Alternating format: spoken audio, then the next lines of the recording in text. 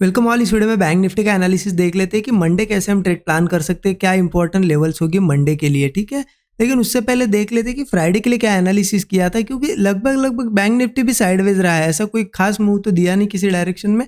लेकिन देख लेते हैं हमने क्या डिस्कशन किया था। देखिए बैंक निफ्टी में मैंने आपको यहाँ पे क्लियरली एक चीज़ बताई थी, एक लेवल मार्क करके दी थी। ये लेवल फिर से चाहे तो मैं मार्क कर देता हूँ 50,500।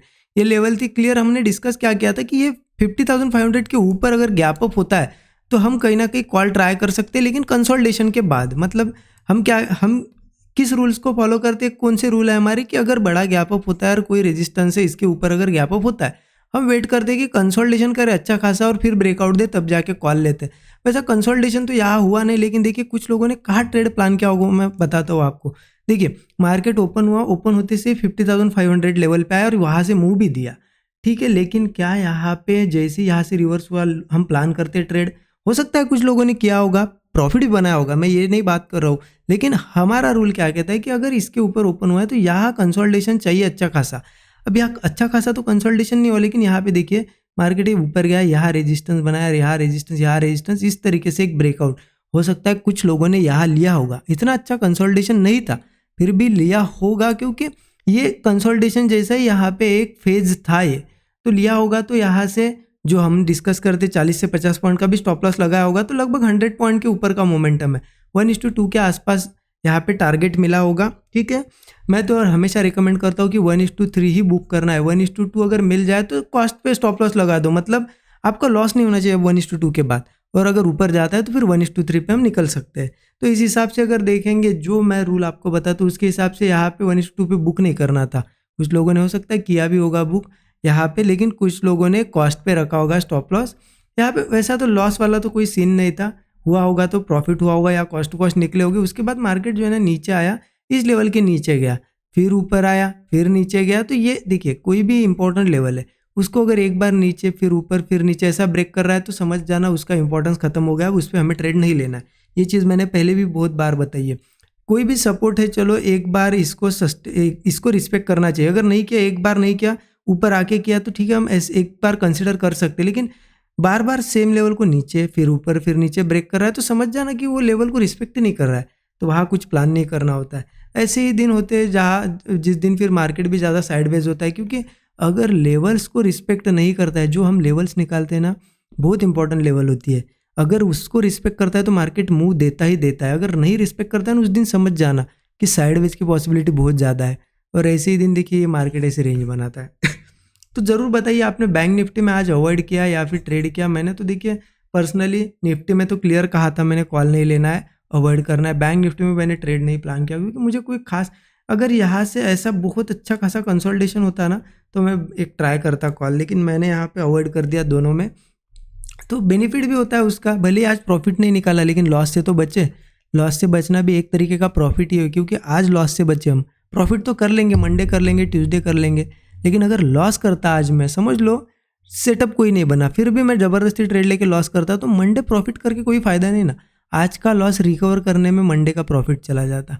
इसलिए ना लॉस करना भी एक तरीके का प्रॉफिट है। ठीक है, चलिए देखते हैं हमें कैसे मंडे के दिन ट्रेड प्लान करना है। उसके लिए मैं आपको 15 मिनट चार्ट पे ले जाता हूँ।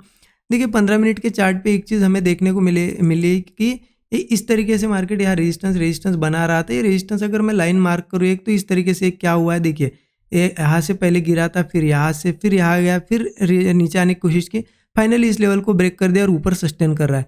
अब यहाँ पे क्या है ना, मार्केट ऊपर भी जा सकता है, लेकिन कब जा सकता है मैं ये भी बताता हूँ आपको। देखिए एक चीज़ क्लियर है, एक मैं यहाँ पे जोन मार्क करता हूँ, इस जोन को आप भी मार्क करके रखना, ये बहुत इंपॉर्टेंट है। 650 से 700, देखिए 50,650 से 50,700, ठीक है। तो ये है लेवल, एक जोन है 50 पॉइंट का।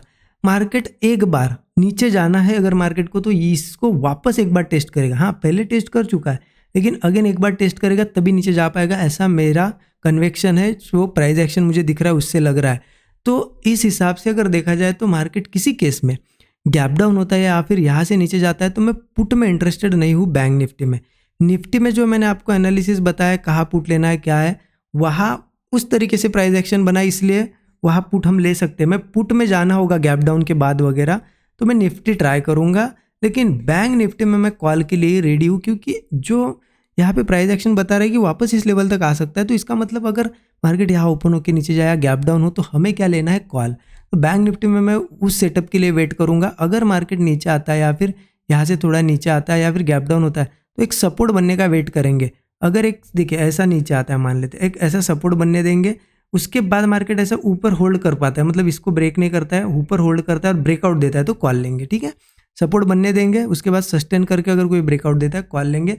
फिर ये हमारा टारगेट होगा ये जोन, इसके भी ऊपर जा सकता है। इसके ऊपर के रेजिस्टेंस अगर बताऊँ मैं आपको, तो इसके ऊपर 51,000 है, सीधा सीधा रेजिस्टेंस एक दिख रहा है मुझे 51,000, और इसको भी ब्रेक करता है तो 51,300 है। ठीक है, हाँ। अब देखिए मार्केट जिस तरीके से बुलिश है, तो हो क्या सकता है कि ये जोन है, इसके ऊपर ओपन हो या फिर यहाँ ओपन हो कि इसे ब्रेक कर दे, बहुत अच्छा है। इसके ऊपर एक बार अगर गैप अप हो या कुछ भी, इसके ऊपर सस्टेन करने का बस वेट करना है। सस्टेन करके जैसे ही ब्रेकआउट आएगा, कॉल लेंगे। वही स्टॉप लॉस ज़्यादा नहीं रखना है, 40-50 पॉइंट मिनिमम, या फिर आप मैक्सिमम पकड़ के चलो 50 पॉइंट बहुत हो जाएगा हमारे लिए। और इसके हिसाब से टारगेट हमारा 1:3 रहेगा, या फिर ये टारगेट आप यूज़ कर सकते हो 51,000, 51,300 टारगेट जैसा। तो क्लियर हो गया आपको कि बैंक निफ्टी में कहीं ना कहीं मेरा व्यू अभी बियरिश नहीं निकल के आ रहा है। बियरिश में जाने की सोच रहा हूँ बैंक निफ्टी में। कौन सी लेवल के नीचे, देखिए इस लेवल के नीचे अगर वापस से मार्केट आता है, ये लेवल मैं मार्क कर देता हूँ 51,700 एक, क्योंकि प्रीवियस यहाँ पे सपोर्ट है, प्रीवियस सपोर्ट है। उसके बाद मार्केट प्राइस एक्शन बना बना के ऊपर ही आया, तो कहीं ना कहीं अब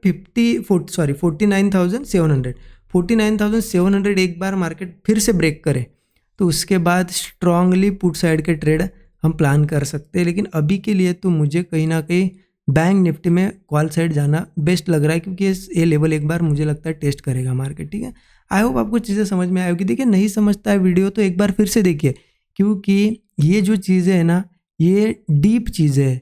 यहाँ पे इनको एनालिसिस करके ऐसे समझा जा सकता है, ऐसे ही नहीं कि देखिए ये तो कोई भी बता देगा कि ये एक रेजिस्टेंस है और यहाँ सपोर्ट है, वहाँ ट्रेड प्लान कर रहे हैं। लेकिन देखिए ये जो मैं डॉट टू डॉट लेवल निकालने की कोशिश करता हूँ, क्योंकि यही इंपॉर्टेंट लेवल्स होते हैं, वहीं पे सेटअप्स बनते हैं और वही लेवल इंपॉर्टेंट होती है। वहाँ सेटअप बनेगा तो मूव भी जरूर आता है।